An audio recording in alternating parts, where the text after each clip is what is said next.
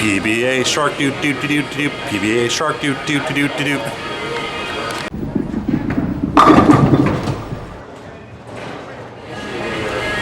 Hey YouTube, welcome to another look into the Summer Sports Shot League that I am bowling in.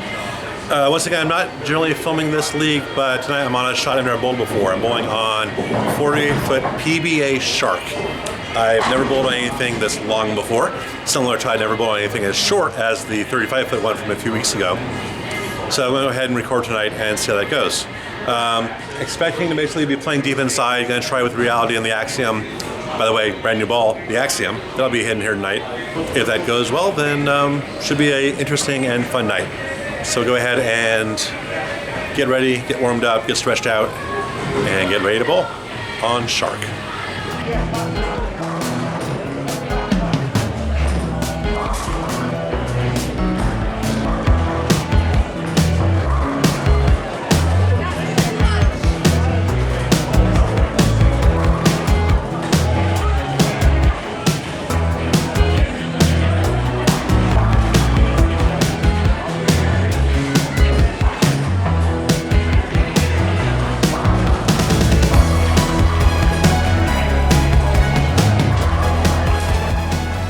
So at the start of the evening, when the lanes were extremely wet, I was basically trying to play up third arrow with the Reality, and it was hard. I had basically a board to hit, and while I could occasionally strike with it, if I missed a little bit wide either direction, it was going to be a bad shot. Now the hardest thing to get used to when you're playing in this deep with someone like me without very many revs is the Reality is the strongest ball I own, and even if you throw a perfect shot, it ain't gonna hook punch. But that's what it's supposed to do. Like right here, it's gonna hold and hit the pocket and do pretty well.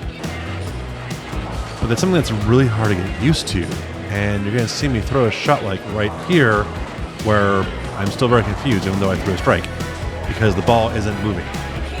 But it's not going to, and that's just the hardest thing that I'm gonna have to get used to on a long pattern like this. Like, I'm struggling to make it match what my eyes want to see. But this is a big lesson to learn on a pattern like this. Even a strong ball like the Reality is only going to cover a few boards. But throw it right, it's still going to strike. And so it's hard, it's difficult. I ended up shooting about 160, high 160s in both the first two games. Just because I missed some spares. It was hard to actually throw strikes. So it was a long couple first games, but I was getting a handle on things. I switched to the Axiom at the end of game one to see how it went, and then shot game three with it. And by this point in time, the Reality had burned a little bit of a hole for me down near the end of the pattern, and gave me just enough room to where the Axiom would hook, and the lightly gentler core let it sort of walk in and do a great job at the end of the pattern. And so this is exactly what I got the Axiom for, is shots like this.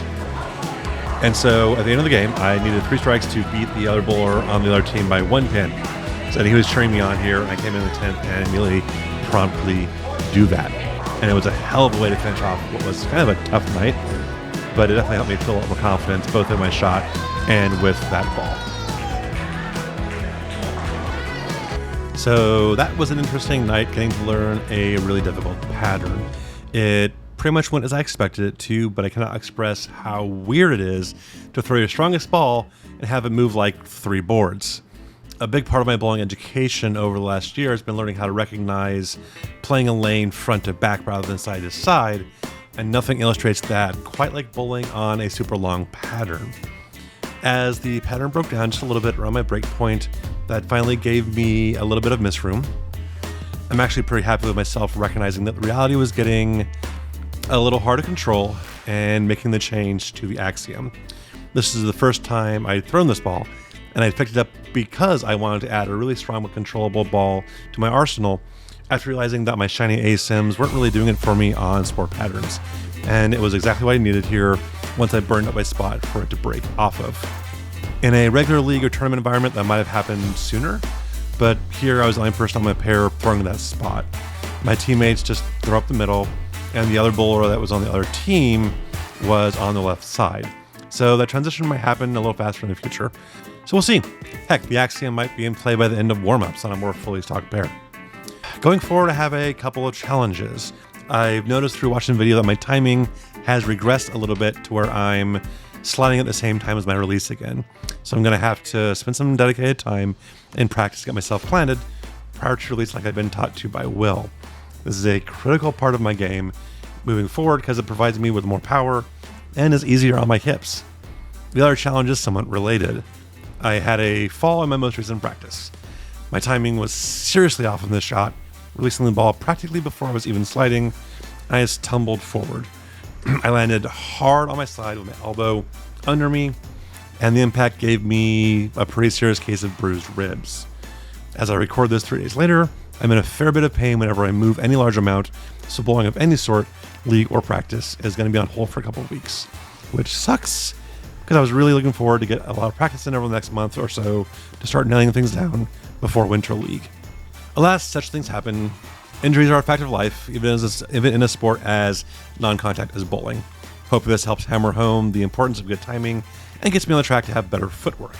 For now, though, it'll be a couple weeks until I bowl again, but I'll be sure to work on some content in the meantime. Thank you again, as always, for watching. Good luck and good bowling.